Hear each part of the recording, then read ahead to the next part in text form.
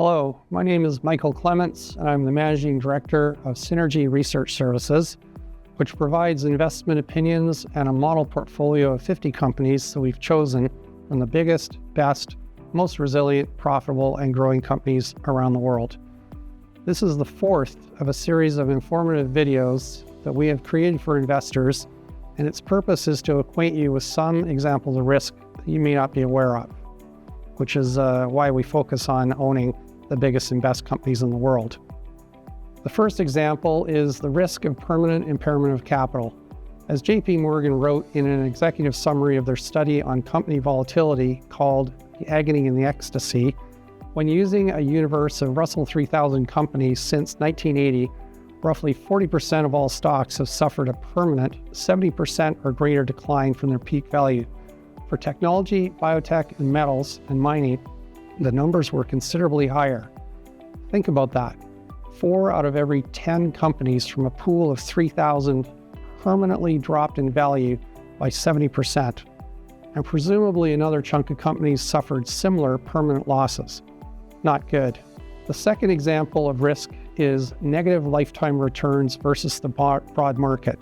As JP Morgan goes on to say, the return on the median stock, meaning the midpoint of the normal distribution curve, since its inception versus an investment in the Russell 3000 index was minus 54%.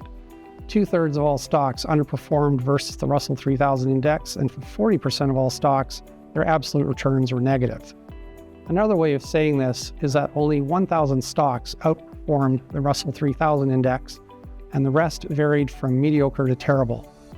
This finding is backed up by a study done in August 2017 by Henrik Bessenbinder at the Department of Finance, W.P. Carey School of Business at University of Arizona, entitled, "Do Stocks Outperform Treasury Bills?" He says in the summary that perhaps the most striking illustration of the degree to which outperformance is concentrated in relatively few stocks arises when measuring aggregate stock market wealth creation. He says, "I define stock market wealth creation as an accumulation of value in excess of the value that would have been obtained had the invested capital earned 1-month Treasury bill interest rates." He says, "I calculate that the approximately 25,300 companies that issued stocks appearing in the Center for Research Security Prices, CRSP for short, the common stock database, since 1926 are collectively responsible for lifetime shareholder wealth creation of nearly $35 trillion, measured as of December 2016. However, the 90 top performing companies, slightly more than 1/3 of 1% of the total, collectively account for over half of the wealth creation.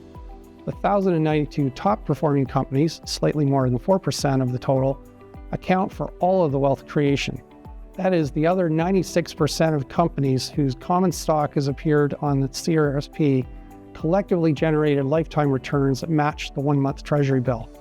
This is a shocking finding and helps push one towards investments in the top 4% of all companies and ignore the rest. Thank you for watching, and the next video segment will explain dividend and growth investing.